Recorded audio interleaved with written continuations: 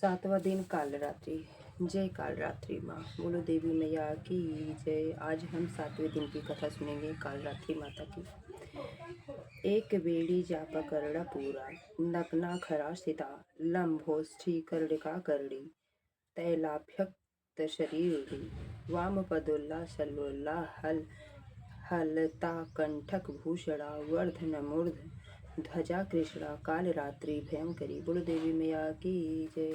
माँ दुर्गा के सातवें स्वरूप को कालरात्रि कहा जाता है। माँ कालरात्रि का स्वरूप देखने में अति भयानक है, लेकिन ये सदैव शुभ फल ही देने वाली है। इसी कारण इनका एक नाम शुभंकरी भी है। नवरात्र में सातवें दिन माँ कालरात्रि की पूजा का विधान है। इस दिन साधक कामन सहस्त्रार चक्र में स्थित रहता है। उसके लिए ब्रह्मांड की समस्त सिद्धियों का द्वार खुलने लगते हैं। इस चक्र में स्थित साधक का मन पूर्णतः माँ कालरात्रि के स्वरूप में अवस्थित रहता है। माँ ग्रह बाधाओं को दूर कर दुष्टों का विनाश करती हैं, जिससे साधक भय मुक्त हो जाता है। 11वां अध्याय। बोलो देवी मैया की जय। देवताओं द्वारा देवी की प्रार्थना एवं देवी द्वारा देवताओं को वरदान। तदंतर ऋषि ने कहा, देवी द्वारा शुंभ वध होने पर इंद्रादिदेव देवों ने अग्निदेव को आगे करके कात्यायनी देवी की स्तुति करना प्रारंभ किया। देवताओं के सफल मनोरथ होने से उनका मुखमंडल चमक रहा था और प्रकाश से दशों दिशाओं उद्भासित हो रही थी। इसके बाद देवताओं ने कहा, शरणागत की पीड़ा विनाशिनी देवी, आप हमारे ऊपर प्रसन्न है। संपूर्ण विश्व की जननी प्रसन्न हो। हे विश्वेश्वरी, हे इस समस्त विश्व का परित्राण करो देवी। तुम ही निखिल ब्रह्मांड की एकमात्र अधिष्ठात्री हो। इस विश्व की आधारशिला तुम ही हो, क्योंकि पृथ्वी के रूप में तुम्हारी अवस्थिति है। हे देवी, तुम्हारा पराक्रम अतुलनीय है। तुम्हें ही जल के रूप में स्थित होकर समस्त विश्व को तृप्त प्रदान करती हो। तुम अनंत बलशालिनी वैष्णवी शक्ति हो। इस संसार की कारण रूपिणी परा माया तुम ही हो। हे देवी, तुम ही ने इस संपूर्ण जगत को मोहग्रस्त कर रखा है। तुम्हारी कृपा होने से ही जीव पृथ्वी पर रहकर मोक्ष के अधिकारी बनता है। हे देवी, तुम्हारे भिन्न भिन्न रूपों में जगत की संपूर्ण विद्याएं निहित हैं। इस विश्व की समस्त नारियां तुम्हारी ही प्रतिमूर्ति हैं। हे जगत जननी, तुमने ही संपूर्ण विश्व को व्याप्त रखा है, अतएव तुम्हारी स्तुति अकथनीय है। तुम सभी स्तुत्य वस्तुओं से परे तथा परावाड़ी हो। तुम स्वर्ग प्रदायिनी एवं मोक्षदायिनी के रूप में सरस्वत रूपली हो, अतः तुम्हारी स्तुति इसी में समाप्त हो गई। तुम्हारी स्तुति के लिए इसके अतिरिक्त दूसरी बात और क्या हो सकती है। प्राणी ही मात्र के हृदय में बुद्धि रूप से स्थित हित स्वर्ग तथा मोक्षदायिनी नारायणी देवी, तुम्हें हमारा नमस्कार है। कला, काष्ठा और आदि रूपों में क्रमशः परिणाम की ओर उन्मुख करने वाली तथा विश्व के उपसंहार में सामर्थ्य नारायणी, तुम्हें मेरा प्रणाम है। हे नारायणी, सभी मांगलिक पदार्थों को देने वाली तुम मंगलमयी हो। समस्त पुरुषार्थों को प्रदान करने वाली शरणागत वत्सला, त्रिनेत्रा और गौरी हो। तुम्हें मेरा अभिवादन है। तुम उत्पत्ति, पालन एवं संहार की शक्ति भूता सनातनी देवी, गुणाधार एवं तथा सर्वगुणा संपन्न हो। हे नारायणी, तुम्हें मेरा प्रणाम है। शरणागत, निराश्रितों, दलितों आदि की रक्षा में तत्पर एवं समस्त क्लेशनाशिनी नारायणी देवी, तुम्हें मैं प्रणाम करता हूँ। नारायणी देवी, तुम्हें हंसारूढ़ होकर ब्रह्मांडी के वेश में कुशा मिश्रित जल का प्रोक्षण करती रहती हो। तुम्हें मेरा नमस्कार है। माहेश्वरी रूप में त्रिशूल, चंद्रमा एवं नागों की धारणी तथा वृषभ पृष्ठ पर आरूढ़ होने वाली नारायणी देवी, तुम्हें मेरा प्रणाम है। मयूरों तथा कुक्कड़ों, मुर्गों से आवृत महाशक्ति धारणी कौमारी रूप में स्थित निष्पापे नारायणी, तुम्हें मैं नमस्कार करता हूँ। शंख, चक्र, गदा एवं शंखर धारणी, युद्ध धारणी, वैष्णवी शक्ति संपन्ना नारायणी, तुम मुझ पर प्रसन्न हो। तुम्हें मेरा प्रणाम है। हाथ में भयंकर चक्र लिए पृथ्वी को अपने दाढ़ों पर उठाए हुए वाराही रूप वाली कल्याणकारिणी नारायणी, तुम्हें मेरा नमस्कार है। दानवों के संहार में नृसिंह रूप में उद्यत तथा त्रैलोक्य रक्षिणी नारायणी, तुम्हें मेरा प्रणाम है। दाढ़ों के कारण विकराल मुख वाली, मुंडमाला से विभूषित मुंडमर्दिनी चामुंडा रूपिणी नारायणी, तुम्हारा मैं अभिवादन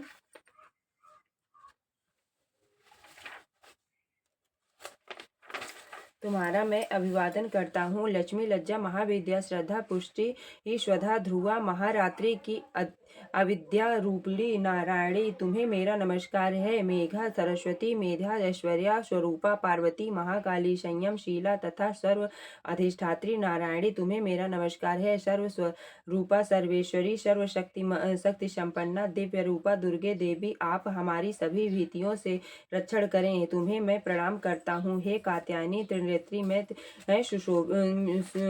त्रिनेत्रों से सुशोभित तुम्हारा सौम्य मुख मंडल संपूर्ण भयों में मेरा त्राण है। तुम्हें मेरा नमस्कार है। भद्रकाली, ज्वालाओं की लपट से प्रज्वलित, अत्यंत भीषण एवं संपूर्ण दानवों का संहार तुम्हारा त्रिशूल हमारी ही रक्षा के समर्थ है। तुम्हें मेरा प्रणाम है, जिसकी ध्वनि संपूर्ण विश्व में व्याप्त होकर दानवों के श्रीहत कर देती है। तुम्हारा घंटा हम लोगों को का समस्त पापों से उसी प्रकार त्राण करे, जिस प्रकार मैं अशुभ कर्मों से अपने पुत्रों की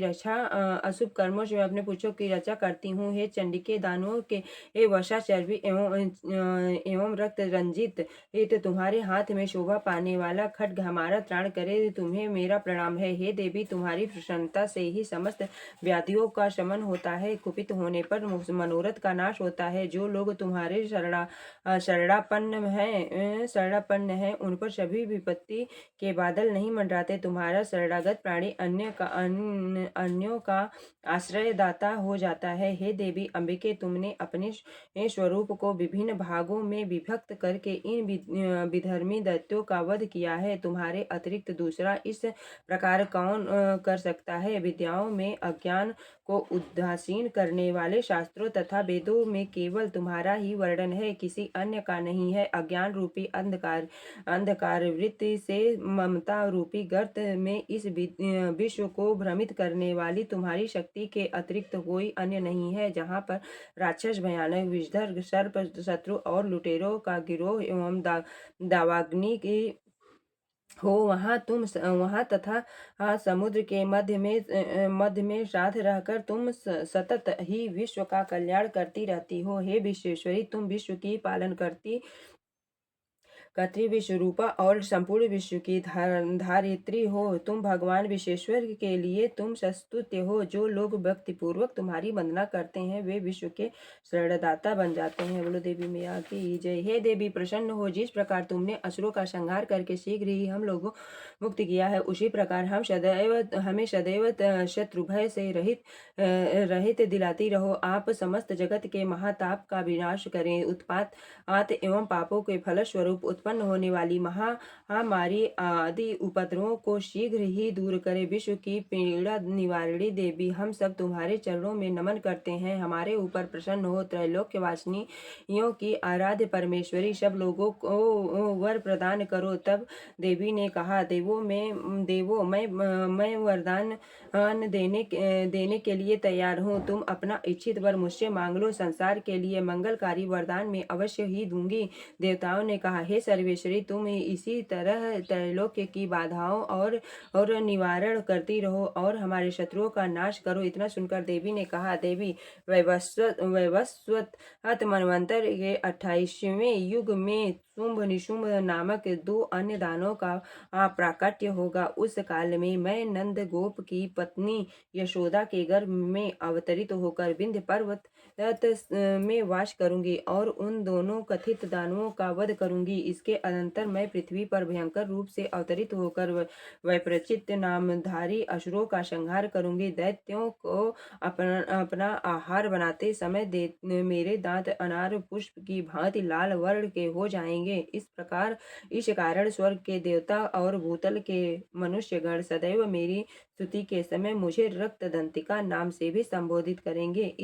इसके बाद जब पृथ्वी पर 100 वर्षों तक अवर्षण का प्रकोप रहेगा, तब मुनियों के स्तवन से मैं भूमि पर आयोनिजा नामक रूप में प्रकट होंगी।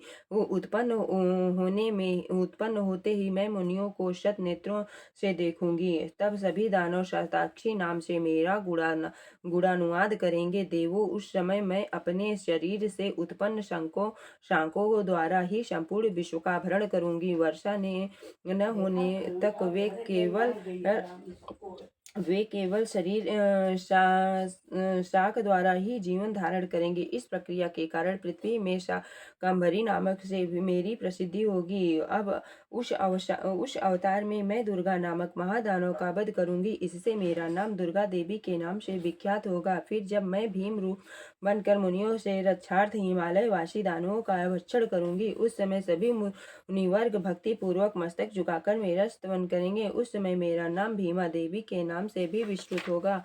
इसके बाद जब आरूढ़ आरूढ़ नामक असुर त्रैलोक्य में उपद्रव करेगा, तब मैं लोक रक्षार्थ खट पादक युक्त असंख्य भ्रमरों के वेश में उनका विनाश करूंगी। उस समय सभी लोग मुझे भ्रामरी नाम से संबोधित करेंगे। इस प्रकार मैं सदा ही आसुरी उत्पात होने पर अवतार धारण कर शत्रुओं का संहार करती करूंगी। बोलो देवी मैया की जय। 12वां अध्याय। देवी चरित्रों के पाठ का महात्म्य। देवी ने देवताओं से कहा, हे देवी, जो प्राणी तन्मय होकर नित्य प्रति मेरा स्तवन करेगा, उसके समस्त कष्टों को मैं निश्चित रूप से नष्ट कर दूंगी। जो कोई मधुकैटभ का नाश, महिषासुर एवं शुंभ निशुंभ के वध पाठ वर्णन करेगा तथा अष्टमी, नवमी और चतुर्दशी के दिन मेरे महात्म्य का फल स्थिर चित्त होकर सुनेगा, वह कभी पाप की छाया से भी ग्रसित नहीं होगा। उस मनुष्य पर दुष्कर्म जनित विपत्तियों में भी नहीं आएगी। उसके घर में कभी दरिद्र का प्रवेश नहीं होगा और न तो उसे कभी प्रियजनों के विछोह का कष्ट हो ही सहना पड़ेगा। इसके अतिरिक्त उन लोगों को शत्रु, लुटेरों, राजा, शस्त्र, अग्नि एवं जलांतक भी नहीं होगा। इसीलिए सभी लोगों को दत्तचित्त होकर मेरे इस महात्म्य का पठन पाठन एवं श्रवण मनन करना चाहिए। इस पर कल्याणकारक है, यह परम कल्याणकारक है। मेरा महात्म्य महामारी जनित सभी उपद्रवों तथा दैहिक, दैविक और भौतिक तापों का शमन करने वाला है। जिस मंदिर में प्रतिदिन विधि पूर्वक मेरे महात्म्य का पाठ होता है, उस स्थान में मेरा सदैव निवास रहता है। मेरे चरित्र का समर्पण, संपूर्ण पाठ तथा श्रवण प्रत्येक बलि, पूजन, हवन एवं महोत्सव के समय करना चाहिए। जो व्यक्ति अनजान में या मेरे उद्देश्य में विधि पूर्वक पूजा, बलि या हवन आदि कर्म करेगा, उसे मैं प्रसन्नता पूर्वक स्वीकार करूंगी। सर्दी नवरात्रि में जो प्राणी मेरे इस महात्म्य को भक्ति भाव से सुनेगा, वह मेरे प्रसाद संपूर्ण वित्तियों से छूटकर धन धान्य तथा पुत्रादि से संपन्न होगा। इसमें किसी प्रकार का संदेह नहीं है। मेरे महात्म्य, उत्पत्ति तथा कथा तथा युद्ध संबंधी रण कौशल के श्रवण मात्र से ही मनुष्य भीति रहित हो जाता है। मेरे महात्म्य को सुनने वाले व्यक्ति के सभी शत्रु नष्ट हो जाते हैं एवं उनका कल्याण होता है तथा उनके यह पारिवारिक सुख रहता है। शांति कर्म में, अशुभ स्वप्न दर्शन में तथा ग्रहों के कुप्रभाव के फलस्वरूप भीषण कष्ट भुगतने पर मेरे इस महात्म्य का श्रवण करना उचित है। इस तरह सभी प्रकार की बाधाएं एवं ग्रह जनित भयंकर पीड़ाओं का निवारण होता है और अशुभकारी स्वप्न का फल भी मंगलदायक होता है। यह महात्म्य बाल ग्रहों से पीड़ित बालकों के लिए ही शांतिदायक तथा मानव संगठन में परस्पर मतभेद उत्पन्न होने पर उनमें मित्रता स्थापित करता है। इस महात्म्य से समग्र दुरात्माओं की शक्ति का नाश होता है। साथ ही इसके पाठ से दानव, भूत, प्रेत बाधाओं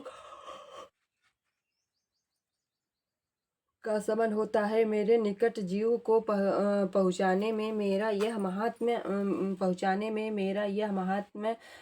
महात्म्य ही एकमात्र साधन है। किसी उपासक के द्वारा लगातार 1 वर्ष तक पशु, पुष्प, अर्घ्य, धूप, दीप, गंधादि उत्तम पदार्थों द्वारा पूजन करने, ब्राह्मणों को भोजन देने, होमादि कर्म कराने, नित्य अभिषेक पदार्थों द्वारा पूजन करने, कर्म कराने, नित्य अभिषेक करने, विविध प्रकार के नैवेद्य अर्पित करने तथा दान देने से मुझे उतनी प्रसन्नता नहीं होती है जितनी इस उत्तम चरित्र को एक बार सुनने में होती है। इस महात्म्य के श्रवण करने से पापों का क्षय और आरोग्य प्राप्त होती है। मेरी उत्पत्ति के अगुणानुदान, संपूर्ण प्राणियों का रक्षक तथा मेरा युद्धकालीन चरित्र दुराचारी दानवों का विनाशक है। इसके श्रवण करने से ही मानव भय मुक्त हो जाता है। हे देवताओं, तुमने तथा ऋषियों ने मेरी जो स्तुतियाँ की है तथा ब्रह्मा ब्रह्मा जी के द्वारा जो स्तुति गान हुआ है वे सभी मांगलिक बुद्धि का अभ्युत्थान करती हैं। वन में एकांत में दावाग्नि की ज्वाला में ठगों के जाल में फंसने पर, शत्रुओं द्वारा बंदी बना लेने पर, अथवा वन में सिंह व्याघ्र वनहस्तियों के पीछा करने पर, राजाज्ञ से बंधन में बंधने या वधस्थल पर ले जाते थे, सामुद्रिक यात्रा में बवंडर के कारण जहाज में डगमगाने पर, भीषण युद्ध में शस्त्राघात से आहत होने पर, वेदनाकुल होने पर, केवल इतना ही नहीं समस्त भीषण आपदाओं के आने पर जो कोई भी इस चरित्र का स्मरण करता है वह संकट से मुक्त हो जाता है। मेरे प्रभाव सिंह आदि हिंसक जंतु पलायित हो जाते हैं तथा लुटेरों से मुक्त हो जाता है। मेरे प्रभाव से लिटोरस शत्रुओं आदि से भी मेरा स्मरण करने वाले के पास फटकने का साहस भी नहीं होता है। ऋषि ने कहा। इतना कहने के बाद प्रबल पराक्रमशाली भगवती चंडिका वहीं सब देवगणों के सामने अंतर्निहित हो गईं। सभी देवता शत्रु रहित होने से पहले की तरह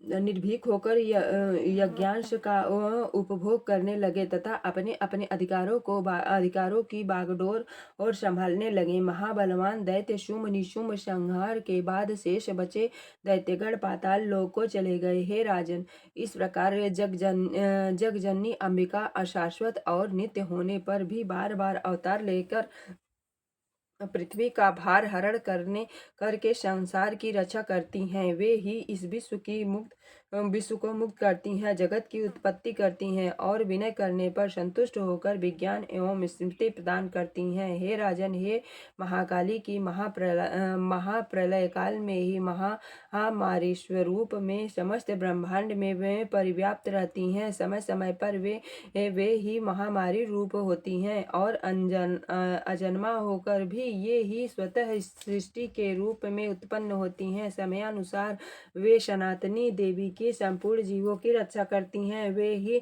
मानव की उत्कर्ष काल की लक्ष्मी स्वरूपा होकर गृह में निवास करती हैं और दिनानुदिन उन्नति के पथ पर अग्रसर करती हैं। जब मनुष्य की पतनावस्था आती है तब वे ही दरिद्रता के रूप में विनाश का कारण बनती हैं। जो कोई पुष्प धूप गंध आदि से उनका विधिवत पूजन करके गुणगान करता है उसे वे धन धान्य सद्गति सद्बुद्धि और पुत्रादि से परिपूर्ण कर देती है। बोलो देवी मैया की जय, बोलो विंध्याचल वाली मैया की जय, बोलो विंध्येश्वरी मैया की जय, बोलो नौ बहिनी की जय, बोलो जगत जननी जगदम्बिका की जय हो।